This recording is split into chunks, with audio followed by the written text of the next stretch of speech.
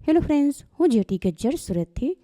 વરસાદ પડે એટલે સુરતમાં ડુમ્મસના ફેમસ ભજીયાની સાથે ત્યાં મળતી મકાઈની ભેલ પણ યાદ આવી જ જાય.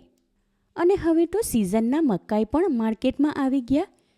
તો ચાલો એને લઈને બનાવીએ સુરતમાં ડુમ્મસની ફેમસ સ્વીટકોર્નની ભેલ.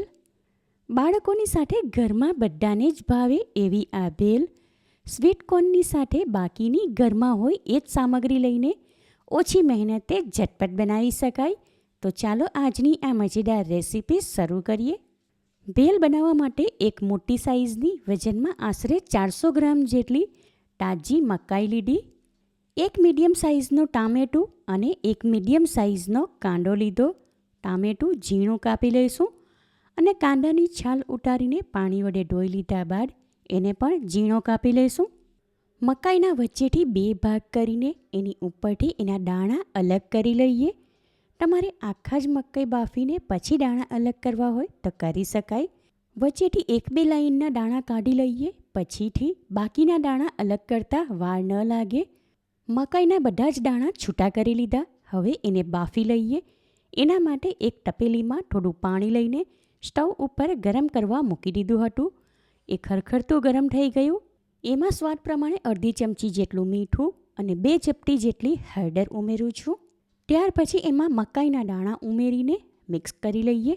બધા જ દાણા આમાં એકસાથે ઉમેરી દીધા. હવે એનો કલર બદલાય ત્યાં સુધી મીડિયમ ફ્લેમ પર બાફી લઈએ. માટે આ વાસણ ઉપર ઢાંકણ લગાવી દઉં છું એટલે મકાઈના દાણા જલ્દી બફાઈ જાય. કાંદો અને ટામેટું વચ્ચેના બી હટાવીને ઝીણું કાપી લીધું. થોડી ઝીણી કાપેલી કોથમીર લીધી. એક લીંબુના 2 ટુકડા કરી લીધા અને સાથે લીધો મેગી મેજિક મસાલો.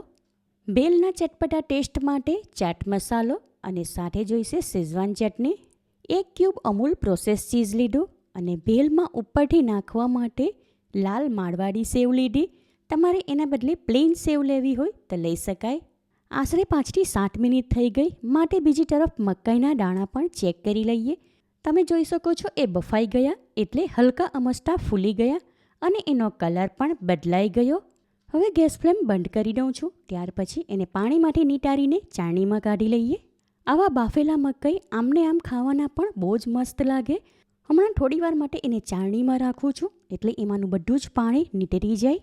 થોડી વાર પછી મકાઈના દાણા કોરા થઈ ગયા માટે એને આ મિક્સિંગ બાઉલમાં લઉં છું. હવે એમાં ઝીણો કાપેલો કાંદો, ટામેટું અને થોડી ઝીણી કાપેલી કોથમીર ઉમેરું છું. હવે એમાં ચાટ મસાલો, મેગી મેજિક મસાલો, સ્વાદ પ્રમાણે મીઠું, 2 ટીસ્પૂન શેઝવાન ચટણી અને 1 ટીસ્પૂન જેટલો લીંબુનો રસ ઉમેરીને બધું સારી રીતે મિક્સ કરી લઈએ. ફ્રેન્ડ્સ, હમણાં આ મિક્સ કરું છું ત્યારે એમાંથી એટલી મસ્ત સુગંધ આવે છે જાણે ખાવાનું મન થઈ જાય. ભેલ તૈયાર છે માટે આ ટાઈમ પર એકવાર ટેસ્ટ કરી લઉં છું. ભેલ એકદમ ટેસ્ટી ચટપટી છે. ડુમ્મસમાં મળે સેમ એવો જ ટેસ્ટ લાગે છે કારણ કે ત્યાંની ભેલ પણ અમે ઘણીવાર ખાધી છે. હવે આ ભેલમાં સેવ મિક્સ કરીને ઉપરથી ચીઝ ખમણી ખાવા માટે લઈ શકાય. મારે હજુ શૂટ કરવાનું બાકી છે માટે હું આમાં સેવ નથી ઉમેરતી. આમને આમ એને સર્વ કરું છું કારણ કે ભેલમાં સેવ મિક્સ કરીએ ત્યાર પછી એને તરત જ ખાઈ લેવી પડે, નહીં તો સેવ પોચી થઈ જાય. હવે આ ભેલમાં ઉપરથી સેવ નાખું છું. ત્યાર પછી એમાં ઉપર ચીઝ ખમણીને ચાટ મસાલો સ્પ્રિંકલ કરું છું. ઉપરથી ઝીણી કાપેલી કોથમીર નાખીને સાઈડમાં લીંબુની ચીરી મૂકું છું.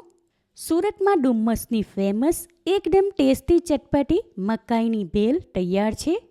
બનાવવામાં એકદમ સરળ અને એકવાર ખાઈને મોઢામાં સ્વાદ રહી જાય એવી આ મકાઈની ભેલ તમે એકવાર ઘરે બનાવશો તો બાળકોની સાથે ઘરમાં બધાને જ ખાવાની મજા પડશે. અમારે ત્યાં તો બધાની જ ફેવરિટ આ ભેલ. અને હમણાં મકાઈ સિઝનમાં માટે અઠવાડિયામાં એકવાર આ ભેલ બનતી જ હોય છે. જો તમે ડુમ્મસની ફેમસ આ ભેલ ક્યારે પણ ટેસ્ટ ન કરી હોય તો રેસીપી ટ્રાય કરીને ઘરે જ બનાવો. તમે મારી રેસીપી ક્યાંથી જુઓ છો અને કેવી લાગી એ કમેન્ટ કરીને જણાવો.